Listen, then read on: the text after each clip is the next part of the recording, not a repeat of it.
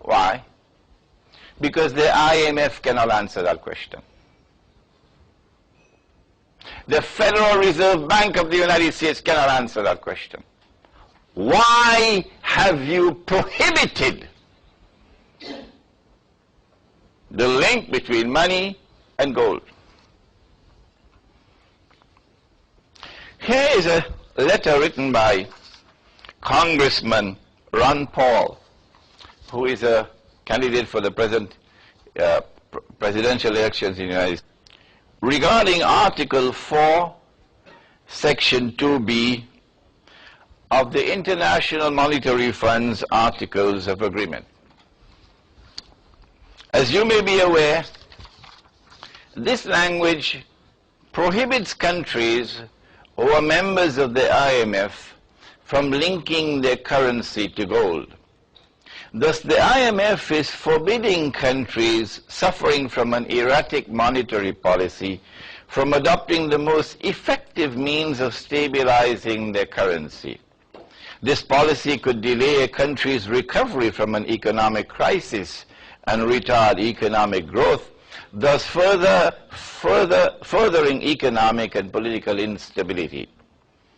I would greatly appreciate an explanation from both the Treasury and the Federal Reserve of the reasons the United States has continued to acquiesce in this misguided policy. Please contact Mr. Norman Singleton, my Legislative Director, if you require any further information regarding this request. Thank you for your cooperation in this matter. Ron Paul, United States House of Representatives.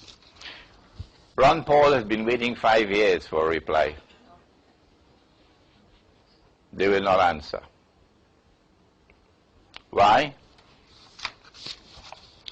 Because the Bretton Woods Agreement and the International Monetary Fund, which emerged out of it, was designed to impose a financial dictatorship upon mankind. It is more than simply ripping off people, more than simply making Indonesia a poor country. It is actually financial dictatorship.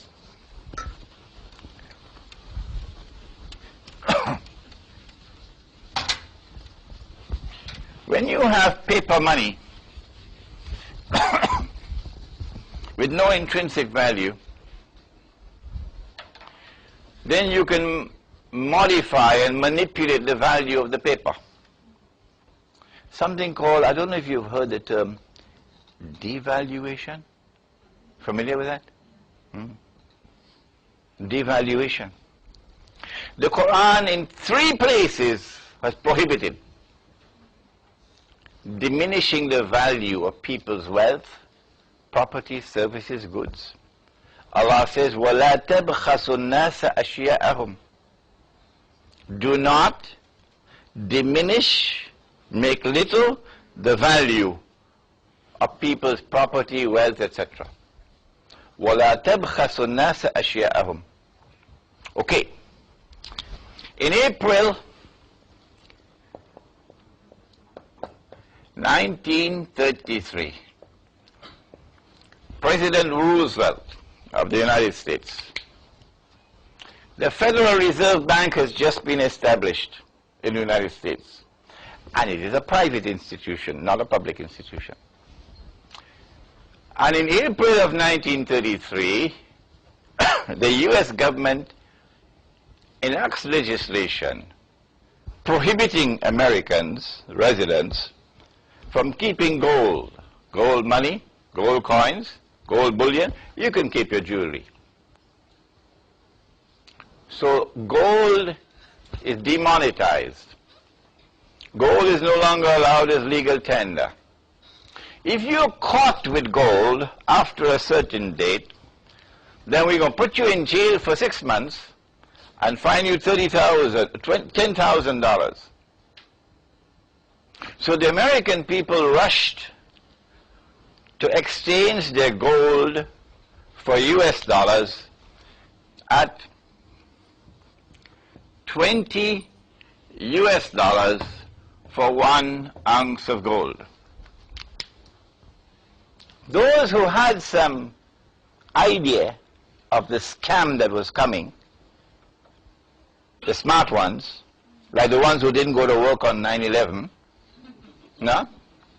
What they did was, they took all the paper money they could get and bought gold, the other way around. And then they shipped the gold to Switzerland. It's out of Uncle Sam's reach.